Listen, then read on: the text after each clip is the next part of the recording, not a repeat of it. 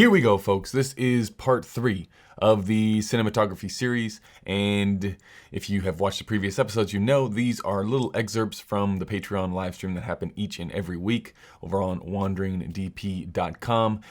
Generally, they go from anywhere from 45 minutes to an hour. These little tiny snippets are just a tease of what is available in those live streams, and for supporting the show, you get access to that. So in this particular example, we are looking at using overheads, trying to match shots when they're shot outside during the day, trying to angle and position the sun so it all makes sense throughout the course of a scene. And we know that it's difficult to do, so we talk about some of the user work and take a look at examples and try and explain how to use overhead diffusion, what sizes you need, everything like that in this little snippet. So enjoy. This is where things get a little bit different. We cut to this shot. Now we've gone from here to here. And this is your classic case of we don't have a whole lot of time. Or we're here for a whole lot of time. We don't have a whole lot of people to move very fast. So all of a sudden, the sun, which is, let's just look at our main, where the sun is actually hitting and where we're focused. The sun is coming from here, probably not even like this. This is the sun. And it's hitting our face here, right? This is where we want to be looking. Focus is there. Cut to this. Now, does anybody, who can spot the difference here? Ladies and gentlemen, let's play that game. Fuck, I almost made it through without saying ladies and gentlemen. This and this. If you were looking in the monitor, what would you be saying to the gaffer and the grip?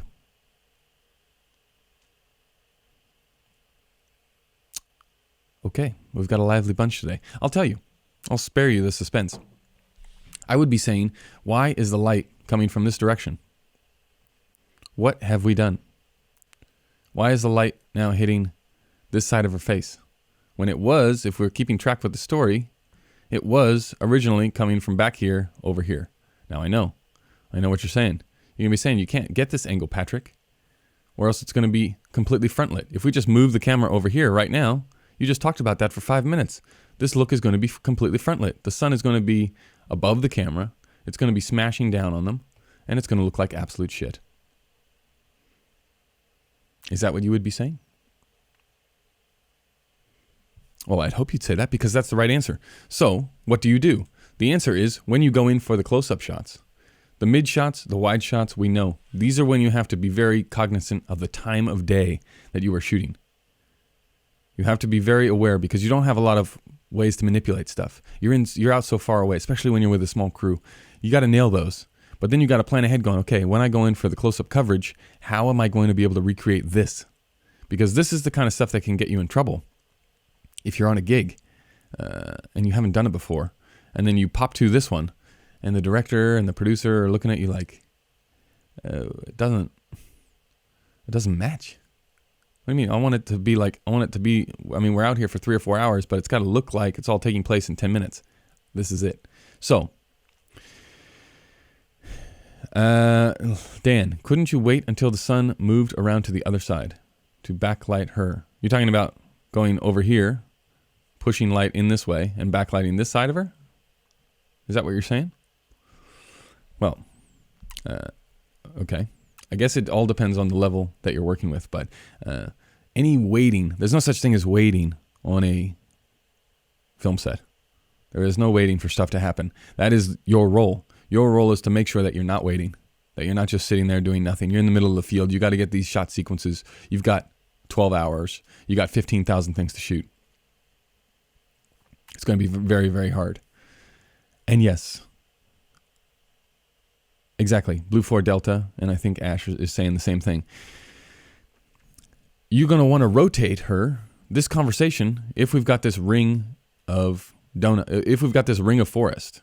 And again, I don't know this is the case, but we have to go with it. If we have a ring of forest, you rotate. Keep this thing the same. Rotate, but you don't even have to rotate. It's not like you have to go 180 degrees. You almost got it here. And it's sort of the same idea that Dan just had of rotating the sun around so that it's of waiting. Instead of waiting, though, you're just rotating the people, hence the cheat. Sun behind her over here. That's going to light up this side, which is essentially what this little reflector board is doing, or whatever you've got over there. That's what that's doing. But we want to go the opposite of what's happening here. You're either filling in from this side, or you're just letting the sun and diffusion do its work from that side. That is where things would differ. If we, as the camera, if we rotate this way, we come around more that way, and then we take these two, and we also, in turn, rotate them that way. What's going to happen is now, let's forget this picture ever existed. Let's forget this background ever existed. Pretend we've done our rotation. Now I'll draw in what should be there. Instead of the sun being here, the sun is now here. You're edging this. You're avoiding the sun sandwich by bounce here, light there, key, a little bit of key, edge light, taking this side, neg.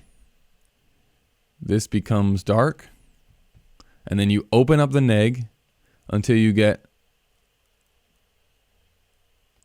edge there.